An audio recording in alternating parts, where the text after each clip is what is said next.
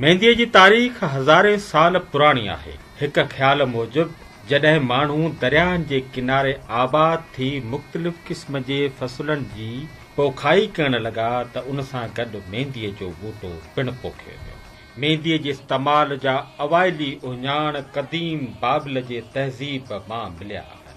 उन बाद मिस्र ऐं सिंधु सभ्यता में पिणु मेहंदीअ जे इस्तेमाल जूं निशानियूं मिलनि। मिस्री माण्हू त लाशनि खे हनूत या ममीफाई करण लाइ मेहंदीअ जो इस्तेमालु कनि। उहो पिणु मशहूरु आहे त मिस्र जी मशहूरु राणी क्लियोपेत्रा पंहिंजे हुस्न खे वधाइण लाइ हथनि ऐं पेरनि ते मेहंदीअ जो इस्तेमालु कंदी। इस्लामी तहज़ीब में पिणु मेहंदीअ जो ज़िक्र मिले थो। पाण सगोरा मेहंदीअ खे तमामु घणो पसंदि कंदा हुआ। उन दौर में ख़ासि तौर सफ़ेद वारनि लाइ इस्तेमालु कई वेंदी हुई। उन करे ई त ईद, शादी ऐं ख़ुशीअ जे ॿियनि मौक़नि ते मेहंदी लॻाइण इस्लामी सकाफ़त जो अहम हिसो बणिजी वई। हिंदू मत अंदरि शादियुनि में मेहंदीअ खे सभाग, सूंहं ऐं शगुन जी अलामत सम्झो वेंदो आहे। आयुर्वेद मुताबिक़ मेहंदी जिस्म जी गर्मी घटाइण, ज़ख़्म भरण ऐं चमड़ीअ जी बीमारियुनि जे इलाज लाइ इस्तेमालु थींदी पई अचे। हिन वक़्तु मेहंदीअ जो रवाज, इस्तेमालु ऐं रवायत ईरान, अफ्रीका, इंडोनेशिया ताईं पखिड़िजी चुकी आहे ऐं केतिरनि ई सकाफ़ती क़बीलनि ऐं क़ौमुनि में मेहंदी रस्मुनि जो अहम हिसो बणिजी वई आहे। उन करे ई त दुनिया में मेहंदी हाणे फ़क़ति रवायत न पर फैशन, सिंगार ऐं ब्यूटी इंडस्ट्रीअ जो अहम जुज़ बणिजी वई आहे। तव्हां मेहंदी खे छा बि था कयो? हींअर लुण ई था कयूं।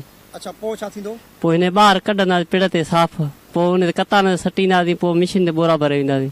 अच्छा, उन खां पोइ वरी चूरी थींदी, पोइ हुन खां पोइ वरी पाउडर थींदो, पोइ वरी पैकिंग थींदी, पोइ वरी हिन खां पोइ ट्राला भरे ॿाहिरि मुल्क जिथे बि माना वेंदी, लाहौर थी या पिंडी थी, माना अहिड़े अहिड़े ॿाहिरि वॾनि इलाइक़नि में ॿाहिरि मोकिलणो आहे। हा, छा नालो आहे तव्हांजो? मुंहिंजो नालो राणा साजिद। राणा साजिद, ही तव्हां मेहंदी पाण काई आहे या मकाते ते कई? न साईं, मां ठीके में कई। अच्छा, 4 जरे 2.5 जेको आहे सो लख रुपए में तव्हां ठीको खयो आहे। तव्हांखे हिन बचत केतिरी थींदी?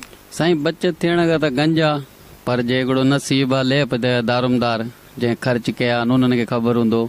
वधीक शहर में कारखाना आहिनि, पोइ मिलावट थी वञे घणी, पोइ रेट मारिजी था वञनि, पोइ घरों बि भरणा था पवनि। न त शुक्र आहे पोइ बि 10-20 हज़ार बची वेंदा। अच्छा, मेहंदीअ में छा जी मिलावट थी थिए? साईं, माण्हू घणा ई आहिनि, को टाली जो पन था मिलाइनि, को अंब जो, को मिटी, पर असां हिन जे करे असां पोइ मारिजी था वञूं। अहिड़े 2-3 वापारी आहिनि। अच्छा, हींअर घणे माना जेको आहे सो तव्हांजो एकड़ वञे, पंहिंजो मण वञे थो? साईं, हींअर 25 5.5 पालन जो हिसाब आहे, हिन करे 5.5 रुपया मण ॾींदा। 5.5 रुपया मण तव्हां जेको ॾियो था त कारखाने वारा जेको आहे उहे कीअं खपाईंदा? साईं, उन जो इहो अथई हिसाब त उहो पाउडर करे पोइ 10,000 रुपये जे कटे जे हिसाब सां वेंदो आहे। मण 8,000 ते बि ॾींदा आहिनि। हर कंहिंजे पंहिंजे सम्झ आहे। 70 कारखाना ठारू शाम में, को साफ़ थो वठे, को मिलावट वारो थो वठे। इहा त हाणे घणी ख़बर न आहे।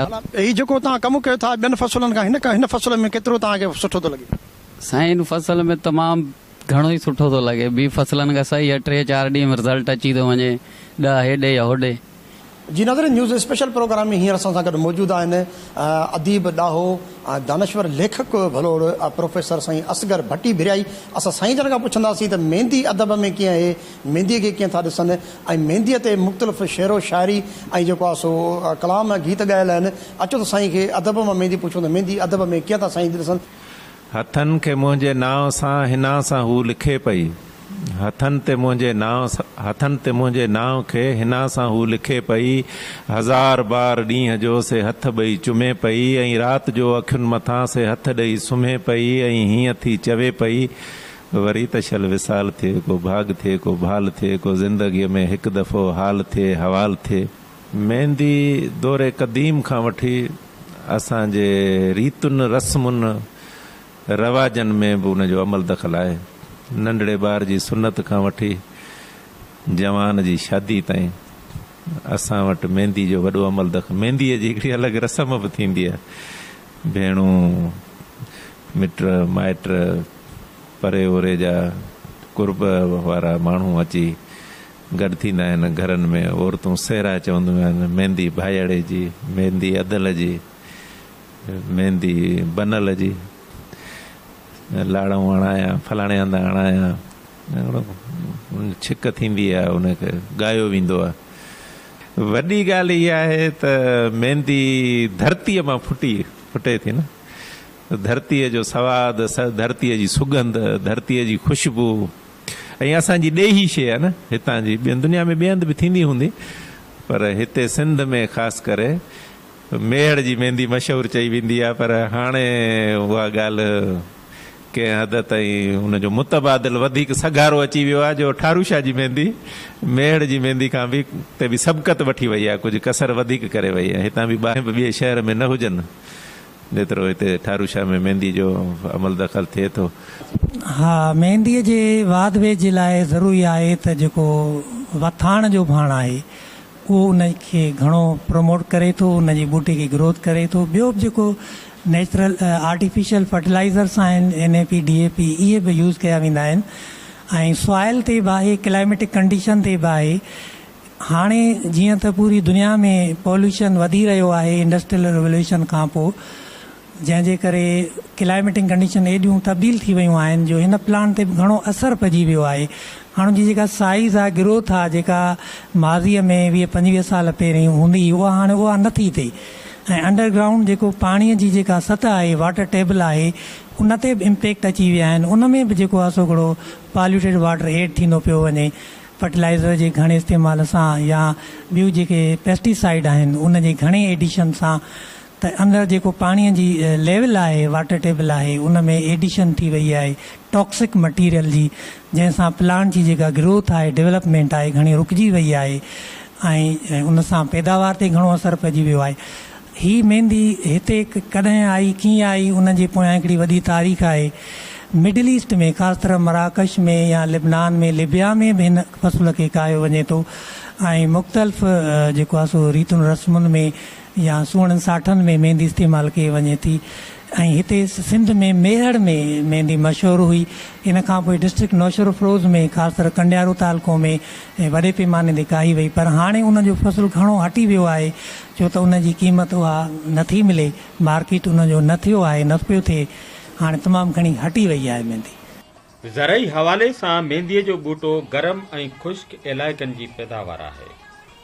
मुनासिब पाणी जे मिक़दार सां मेहंदीअ जो फ़सुलु जल्द तयारु थियो वञे। ज़रई माहिरनि मूजिबि बरसाति मेहंदीअ जे वाद वीज लाइ भरपूर माहौल मुहैया करे थी। उन खां अॻु आबादगार ॿिज पोखण खां पहिरीं उनखे पाणीअ में भिॼाइनि था त जीअं जल्द वधे ऐं ॿियनि फ़सुलनि जीअं हिन फ़सुल जी सार संभाल पिणु अहम आहे। मेहंदीअ जो फ़सुलु आम तौर 3 महीननि खां पोइ तयारु थियो वञे। आबादगार ॾांढनि खे कुटे भाकुरनि जे सूरत में सुकाइण लाइ रखियो छॾनि। उहो उन करे जो हुन जो रंग बरक़रार रहे। बाद में सटे, काठियूं ऐं पन अलॻि कया वेंदा आहिनि। काठियूं त घणो करे ॿारनि जे कमु अची वञनि, जॾहिं त पननि खे पीसे पाउडर जे शिकिल में आंदो ईंदो आहे, जंहिंमें पाणी जो ख़ासि मिक़दार मिलाए न रुॻो वारनि खे रंगीन करणु, पर हथनि पेरनि ऐं चमड़ीअ लाइ पिणु इस्तेमालु कयो वेंदो आहे। मेहंदीअ जो फ़सुलु आम तौर 3 महीननि खां पोइ तयारु थियो वञे। आबादगार ॾांढनि खे कुटे भाकुरनि जे सूरत में सुकाइण लाइ रखियो छॾनि। उहो उन करे जो हुन जो रंग बरक़रार रहे। बाद में सटे, काठियूं ऐं पन अलॻि कया वेंदा आहिनि। काठियूं त घणो करे ॿारनि जे कमु अची वञनि, जॾहिं त पननि खे पीसे पाउडर जे शिकिल में आंदो ईंदो आहे, जंहिंमें पाणी जो ख़ासि मिक़दार मिलाए न रुॻो वारनि खे रंगीन करणु, पर हथनि पेरनि ऐं चमड़ीअ लाइ पिणु इस्तेमालु कयो वेंदो आहे। चाचा ही तव्हां छा करे रहिया आहियो? ही मेहंदी कुटे रहिया आहियूं। अच्छा, हा। मेहंदी जी कुटाई कीअं थींदी आहे? पहिरों सुकाइबी आहे, ॿाहिरि कढी परंदे रखिबी आहे, पोइ वरी उनखे सुकाए पोइ वरी जेको आहे कुटाई कबी आहे। कुटाई करे उन खां पोइ गॾु कबी आहे। गॾु करे उन खां पोइ हिते बोरा भरे कारखाननि ते पहुचाईंदा आहियूं, टैक्सननि ते, रक्षनि ते, गॾु गाॾनि ते। हा जी। जेकी जिन्स ॻाढ़ी भली या साई भली? साई भली आहे। अच्छा, रेट कहिड़ी जिन्स जो हूंदो आहे? साईअ जो साईं जो साईअ जो माना उहो रेट जेको आहे उहो पंहिंजो कारखाने वारा ॾींदा? कारखाने वारो ॾींदो। माना हीअ कोशिशि कंदो त मुंहिंजी जिन्स बि आहे सेठ वापारी जेको आहे अॻे रेट ॾिस कारखाने वारो। अच्छा, केतिरनि ॾींहंनि में ही भला सुके थी ऐं जेको आहे सो कटिजे थी, कटिजण खां पोइ सुके थी? कटाईअ खां पोइ 3 ॾींहंनि खां पोइ कुटाई ॾींदी आहे। अच्छा, जी हा। कुटाई कीअं ॾींदी? कुटाई कीअं ॾींदी आहे? ॿाहिरों निकिरी ईंदी, ज़मीन मां कढी ॿाहिरि रखंदासीं पिड़ ते, उतां गॾनि गाॾनि ते या रक्षन ते कढणी पवंदी आहे, या मथे ते खणणी पवंदी आहे। वेझो पिड़ हूंदो त मथे ते खणंदासीं, परे हूंदी त गॾनि गाॾनि ते ऐं रक्षन जे वसीले निकिरी ईंदी आहे। हा, शायदि भाई ये ॿिज असां पहिरियों दाण हूंदी आहे जेका सुकी दाण हूंदी आहे उहा हुनखे मटे सटे साफ़ करे साफ़ सुथरी करे इन्हनि जी ॿारियूं सेट कंदा आहियूं ऐं ख़ासि करे त असां ज़मीनूं जेके ठाहींदा आहियूं उनखे लेज़र लॻाईंदा आहियूं जेके ॿारियूं हिकु जहिड़ो पाणी अचे ऐं तमामु ॾुखियो आहे कमु हे जेको माना संभालण में मज़दूरनि जे हथूं ऐं घणनि मरहलनि मां गुज़रे थो। पाणी हिननि जो ख़्यालु करिणो थो पए ऐं हिननि जो मज़दूर तमामु घणो हिन में वहे थो जेको तॾहिं वञी थो तयारु थिए। न त हे थोरो जीअं सारनि जो ॿिज आहे त उहो तमामु ॾुखियो आहे, सवलो आहे, पर मक़सदु त हे ॿिज जो आहे हिन ते महिनत तमामु घणी आहे ऐं इन हिसाब सां असां सॼो ॾींहुं हिन ॿिज में बीठा आहियूं। उन खां पोइ तयारु थिए थो जो असां अॻिते शिफ्टिंग में हलायूं था। अच्छा, पर हीअ जेकी ॿारी ठहे थी, ॿारी केतिरनि फुटनि में नंढी ॿारी छो थी ठहे? ॿारी हीअ नंढी गंद जे हिसाब सां असां जेको हिन में गाह पैदा थिए थो असां गाह कढंदा आहियूं ऐं उन गाह जे हिसाब में सहूलियत थिए थी जो ॿई पासा असांजो हथु पहुची सघे ऐं असां ॿारी जी ओतिरी माप रखूं था जो उनखे सफ़ाई में असांखे मदद मिले। अच्छा, हीअ ॿारी जेकी आहे उहा केतिरनि फुटनि ते मुश्तमिल हूंदी आहे? हीअ ॿारी हर को हारी पंहिंजे ज़हन सां ठाहींदो आहे। मां त काईंदड़ आहियां नर्सरी, पर हिन में नंढा नंढा जेके बि असांजा दोस्त ॿाहिरि ॿिया बि आहिनि जेके काईंदा आहिनि ॿिज ऐं डीलर आहिनि वेकिरो बि उहे बि कंदा आहिनि, पर माना हर कंहिंजी माप सूरत हाल अलॻि हूंदी आहे। मूं जो आहे तक़रीबन रोंबे जो सुकम ऐं आउं ॿारी तमामु वॾी रखंदो आहियां। इहा ॿारी पंहिंजे पर में मूं वॾी रखी आहे ऐं तमामु जेके ॿिया हारी आहिनि त नंढी ॿारी रखंदा आहिनि विकिरे जे हिसाब सां। मुंहिंजो वरी रोंबे जो कमु आहे त माना ॿारनि जो सिस्टम थोरो घटि हूंदो आहे मूं वटि ऐं रोंबे जा ऑर्डर घणा हूंदा आहिनि। शायदि भाई इहे मुख़्तलिफ़ रेट आहिनि जेके असांजो अञा कणकूं अंबूं बि न थियूं त उन में असांजो भुर्ज साहबनि सां सौदो आहे। वॾे रोली शेर हाजी अहमद नवाज़ जा काफ़ी ॿिया बि दोस्त आहिनि जेके जिन सां असांजा पहिरां सौदा आहिनि। उहे 27,000 रुपया एकड़ ते मुश्तमिल जिन खां असां कुझु रक़म वरिती आहे ऐं उन खां बाद में 30,000 ते बि एकड़ थियो। जीअं वक़्तु गुज़रंदो वियो वरी 32 ते बि थियो आहे, 35 ते पियो आहे, पर हींअर हिन वक़्तु 40 ते माना एकड़ पहुतो आहे। छो जो ॿिज जीअं पंहिंजा मुंहिंजा ख़तमु थींदा वेंदा आहिनि त पोइ मूंखे ॿिज ॿिया वठणा पवंदा आहिनि ऐं उहे महांगा मिलंदा आहिनि त पोइ एकड़ महांगो कंदा वेंदा आहियूं। अच्छा, भला अंदाज़नि तव्हांजे अंदाज़े मुताबिक़ त अॻे साल बि मेहंदी तमामु घणे तइदाद में लॻी हुई असांजे इलाइक़नि में, हींअर बि मेहंदी वधीक थी लॻे। केतिरी अंदाज़नि केतिरनि एकड़नि ते मुश्तमिल मेहंदी असांजे इलाइक़नि में कायल आहे? शायदि भाई 15 खां वठी जीअं रोंबो असां स्टार्ट कया आहिनि त मेहंदी हटी न आहे, रेट ई रेट आहे। वरी 2022 में जेको बरसाति आई उन खां पोइ मेहंदी तमामु घणी घटिजी वई। वरी उन खां पोइ स्पीड जेको 3 साल असां रोंबो कयो आहे 2022 खे छॾे 2 साल रोंबो कयो आहे, 3 साल हींअर आहे त ईअं सम्झो 1000 एकड़ आहिनि। ठारू शाह त मेहंदी जी दिलि आहे ऐं ज़िलो नौशहरो फिरोज़ में घणी ज़िलो नौशहरो फिरोज़ में आहे, पर उनजी दिलि ठारू शाह आहे जंहिंमें कारखाना बि मौजूदु आहिनि त मेहंदी जा ॿिज बि मौजूदु आहिनि त ज़मीनुनि में मेहंदी बि घणे में घणी ठारू शाह जे एरिया में आहे। मेहंदी बूटो हिते बि उन इलाइक़े ते हॉट क्लाइमेट जे हिसाब सां बहितर हूंदो आहे। जिते गर्मी घणी आहे उते बूटे जी ग्रोथ भली थींदी आहे, उन ते फंगस बि न लॻंदी आहे, बीमारियुनि खां बचाव थींदो आहे ऐं पन बि हेल्दी थींदा आहिनि। पन हेल्दी जे करे बूटो असांजो ॾाढो सिहतमंद सुठो थींदो आहे ऐं पैदावार बि असांखे तमामु बहितर ॾींदो आहे। हिन बूटे खे भला कहिड़े तरीक़े सां पोखे सघिजे थो, किथे जेको आहे सो ही सुटेबल आहे ऐं कहिड़े नमूने सां हिनजी जेको आहे सो हिनखे नशोनमा करे सघिजे? बिस्मिल्लाह रहमान सादा। हिन बूटे खे असां ॿिज पहिरियां पोखियो वेंदो आहे, ॿिज पोखियूं ॿारियूं ठाहे ॿिज पोखियो वेंदो आहे ऐं उन ॿिज फुटण खां पोइ थोरो ॿिज वॾो थींदो आहे त उन ॿिज खे मुख़्तलिफ़ भठा कढी उन्हनि में पोखे शिफ्ट कयो वेंदो आहे। ऐं हिन ॿियो बि तरीक़ो आहे त हिनखे असां जेकॾहिं का टारी पोखियूं त उहा बि थी वेंदी आहे, पर जेकॾहिं पाड़ कढी उहा पोखियूं त उहा बि असांजे हिन बूटे जी थी वेंदी आहे। बहितर तरीक़ो इहो हूंदो आहे त असां नंढियूं ॿारियूं ठाहे ॿिज हथु करे उन ॿिज मेच्योर कराए ड्रा कराए उन ॿिज खे पोखे पोसे जेकॾहिं असां हिनखे पोखींदासीं ॿिज खे उन लाइ तक़रीबन 30 ॾींहं 35 ॾींहं ते ॿिज असांजो फुटंदो आहे, वॾो थींदो आहे ऐं उन खां पोइ ॿिज खे तॾहिं पटियो वेंदो आहे जॾहिं उन्हनि जी ॾांडी थोरी मज़बूत हूंदी आहे। सम्झ में इहा ईंदी आहे त हाणे ॾांडी असां जेकॾहिं हिनखे ॿिए जाइ ते पोखे सघूं, रोत करे सघूं या पोखे सघूं त असांजी बहितर थी वेंदी। पोइ उन खां पोइ हिन बूटे खे कढी करे असां पोखींदा आहियूं।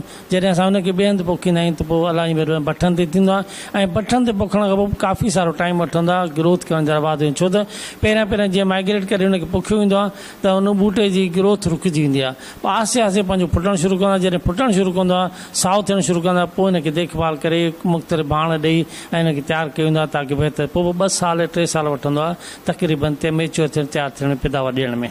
हाणे असां वटि इस्लामी पॉइंट ऑफ व्यू आहे त जिते बि मेहंदी लॻंदी आहे उते ख़ुशी जो त्योहार हूंदो आहे। एतिरे क़दुरु जो मेहंदी हर घर घोट खे लॻाई वेंदी आहे, हणी वेंदी आहे, हर ख़ुशी में इस्तेमालु कई वेंदी आहे। हुज़ूर ऐं उन खां पोइ मौलवी साहब ॿिया बि सुनत जे हिसाब सां पढ़ंदा आहिनि ताकी पंहिंजा वार रंगण ॻाढ़ा करणु, पंहिंजी सुहाणी मुबारक ॾाढी मुबारक रंगण ॻाढ़ी करणु, इन में इहा मेहंदी घणे कयो इस्तेमालु। पर अञा वॾी हिन जी अहमियत इहा हूंदी आहे त जेकॾहिं को बि असांजो नंढो ॿारु नंढो छोकिरो ख़ुदा न ख़ासिता जेकॾहिं को शहादत माणींदो आहे त उनखे बि पंहिंजी माउ मेहंदी हणी पोइ बि दफ़नाइण ॾींदी आहे ताकी मुंहिंजो घोट थी पोइ दफ़न थिए, यानी सुनत बि पूरी थींदी आहे ऐं प्लस हुन हिसाब सां इहा कई वेंदी आहे त असां हिनखे मेहंदी हई, असां हिनखे घोट कयो, असां पंहिंजी सभु ख़ुशी पूरी करे पोइ हिनखे तदफ़ीन कई वेंदा। माना मेहंदी जी इन इस्लामी पॉइंट ऑफ खां वॾी अहमियत आहे। जे ॻाढ़ा हथ जेके थींदा आहिनि उहे घोट जी निशानी हूंदी आहे, सुनत जी निशानी हूंदी आहे, ॿिन्ही तरीक़नि खे इस्तेमालु करे सघिजे थी। मेहंदीअ में कुदरती शफ़ा बख़्श ख़ासियतूं हूंदियूं आहिनि। उहा एंटीसेप्टिक आहे, यानी चमड़ीअ जे बीमारियुनि खां बचाव लाइ निहायती मुफ़ीद। जदीद साइंसी तहक़ीक़ मुताबिक़ मेहंदीअ में जरासीम कुश अंसर थदकार बख़्शण वारियूं ख़ासियतूं मौजूद हूंदियूं आहिनि। मेहंदी वारनि जे कुदरती रंग, खुश्कीअ जे इलाज ऐं चमड़ीअ जे सोज़िश लाइ पिणु निहायती फ़ाइदेमंद आहे। उन सां गॾु उहा कुदरती रंग तौरु चमड़े, कपिड़े ऐं कॉस्मेटिक सनत में वॾे पैमाने ते इस्तेमालु थींदी रहे थी। जी जेको मेहंदीअ जो प्लांट आहे उन में मुख़्तलिफ़ केमिकल्स मौजूदु हूंदा आहिनि, जंहिंमें असांजा प्रोटीन्स आहिनि, फैट्स आहिनि, फ्लोविनॉइड्स आहिनि, टर्पीन्स आहिनि, रेज़िन्स, टेनिन्स वग़ैरह वग़ैरह। पर जेको सभ खां वधीक इन में इम्पॉर्टेंट हिकिड़ो केमिकल हूंदो आहे उन जो नालो आहे लासोन। लासोन जेको केमिकल आहे उन में मुख़्तलिफ़ प्रॉपर्टीज़ हूंदियूं आहिनि, जंहिंमें anti bacterial properties, anti fungal properties, anti inflammatory properties, यानी इन लासोन केमिकल खे असां बैक्टीरिया जे बीमारियुनि लाइ, वायरस जे बीमारियुनि लाइ, फंजाई जे बीमारियुनि लाइ ऐं ॿियनि मुख़्तलिफ़ कंडीशन जे लाइ इस्तेमालु करे सघूं था।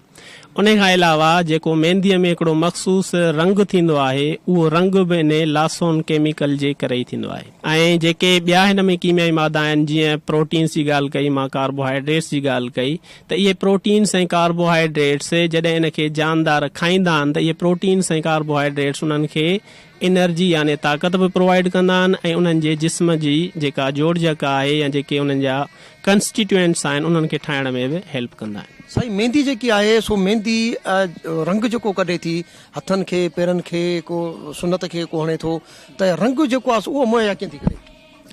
जी रंग मां पहिरियां तव्हांखे ॿुधायो त हिन में हिकिड़ो मख़सूस केमिकल हूंदो आहे जंहिंजो नालो आहे लासोन।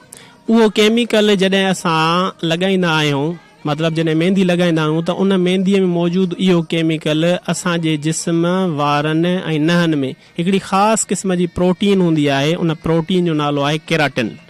जॾहिं उन केराटिन प्रोटीन सां इहो लासोन केमिकल रिएक्शन कंदो आहे त उन नतीजे में असांजे हथनि, वारनि ऐं जिस्म जे ॿियनि हिसनि ते हिकिड़ो मख़सूस रंग ज़ाहिर थींदो आहे। यानी इहो जेको रंग आहे इहो लासोन केमिकल ऐं केराटिन प्रोटीन जे रिएक्शन जे नतीजे में ज़ाहिर थींदो आहे। हिन बूटे मां भला को नुक़सानु अहिड़ो को साइड इफेक्ट को नज़र आयो हिन महिल ताईं? हिन बूटे मां ज़्यादातर को अहिड़ो नुक़सानु नज़र न आयो आहे। हा, बाक़ी कुझु माण्हू जेकॾहिं मेहंदी लॻाईंदा आहिनि मिसाल तौरु उन्हनि खे रिएक्शन बि थी वेंदो आहे, एलर्जिक रिएक्शन जंहिंखे असां चवंदा आहियूं, या कुझु माण्हू वरी मेहंदी लॻाए कंहिं तकड़ में, पखे ते या एसीअ में वेहंदा आहिनि, उन सां उन्हनि खे बॉडी में रिएक्शन थी सघे थो। उन खां अलावा मेहंदीअ खे इस्तेमालु कयो वेंदो आहे कंहिं माण्हूअ खे जेकॾहिं को गर्मीअ जो असरु आहे उनखे थधो करण लाइ इस्तेमालु कयो वेंदो आहे। पर जेकॾहिं घणे मिक़दार में उन माण्हूअ खे मेहंदी पीआरी वञे या कंहिं जानदार खे मेहंदी पीआरी वञे त उहा उन जे इंटेस्टाइन ते, स्टमक ते या ॿियनि इंटरनल ऑर्गन्स ते ग़लति असरु पैदा करे सघे थी। ऐं उन खां अलावा उन जा जेके इंटेस्टाइन आहिनि ऐं जेके स्टमक आहिनि उहे वरी ॿियूं बीमारियूं उन मां पैदा करे सघनि था। हूअं त सॼी दुनिया में मेहंदीअ जी ज़बरदस्त खपत आहे, पर नंढे खंड में हिन फसल जो वॾो मार्केट मौजूदु। पाकिस्तान में जेकॾहिं जदीद तरीक़े सां प्रोसेसिंग, पैकिंग ऐं मार्केटिंग कई वञे त असांजा इलाइक़ा बि आलमी मार्केट ताईं रसाई हासिल करे सघनि, जंहिं जे ज़रिए साल में अरबे रुपयनि जो नाणो कमाए सघिजे थो।